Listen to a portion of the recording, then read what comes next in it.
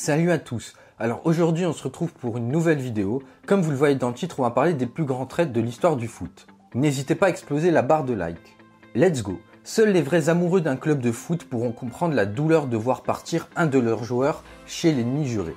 Voici les plus grands traîtres de l'histoire du football. Luis Figo. On a beau être l'un des meilleurs joueurs de l'histoire du foot, la trahison ne passe jamais. Après 5 ans passés à Barcelone, Luis Figo rejoint le Real de Madrid pour 60 millions d'euros.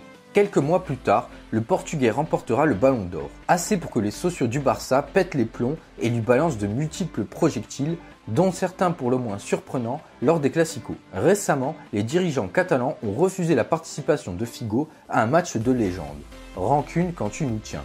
Bernd Schuster. Comme Figo, Bernd Schuster est passé du FC Barcelone au Real sans aucun scrupule. Et si les fans du Barça sont touchés, ceux du Real connaîtront le même sentiment de haine lorsque le milieu allemand rejoindra l'Atlético Madrid. Un sacré culot. Bernd, tu as trahi combien de clubs toi ? William Gallas. Dans le même genre, on retrouve William Gallas. Désireux de quitter Chelsea en 2006, le défenseur français aurait menacé de mettre des buts contre son camp avec les Blues. Finalement transféré à Arsenal, Gallas fait enrager les supporters de Chelsea qui le considèrent comme un traître. Comme si cela ne suffisait pas, l'ancien Marseillais rejoint un troisième club de Londres, l'ennemi juré des Gunners, Tottenham. Qu'est-ce qui est wanted in London ? Je vous laisse deviner. Fabrice Fiorez. En 2004, Fabrice Fiorez, alors au PSG, devient l'incarnation du mal absolu en rejoignant l'Olympique de Marseille. Ce n'est pas le premier à faire ce voyage, mais la manière employée a le don de rendre fous les supporters parisiens. Fiorez attend les ultimes heures du mercato pour rejoindre l'OM et y retrouver son ami de toujours, DU, lui-même parti à Marseille cette année-là.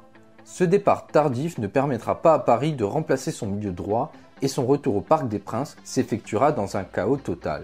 Michael Laudrup. Le départ de Laudrup du Barça pour Madrid n'a pas rendu fou de rage les supporters blaugrana. Pas tout de suite en tout cas. En 1994, Romario explose au Barça et condamne le Danois à cirer le banc. Même si Barcelone vient d'écraser le Real 5-0, Laudrup décide de rallier Madrid l'été suivant. Ses retrouvailles avec le club de la Catalogne seront épiques puisque le Real infligera une cinglante défaite à Barcelone 5-0. Ronaldo. Considéré comme l'un des meilleurs attaquants de pointe de tous les temps, Ronaldo n'en demeure pas moins un sacré traître. Élégant, le Brésilien a préféré faire une escale pour mieux faire avaler la pilule aux supporters. Le FC Barcelone, l'Inter du Milan, le Real de Madrid puis le Milan AC. Fallait le faire quand même. Voilà, c'est tout pour cette vidéo, j'espère qu'elle vous aura plu. Surtout n'hésitez pas à liker et à vous abonner, c'est très important. Sur ce, je vous dis à la prochaine.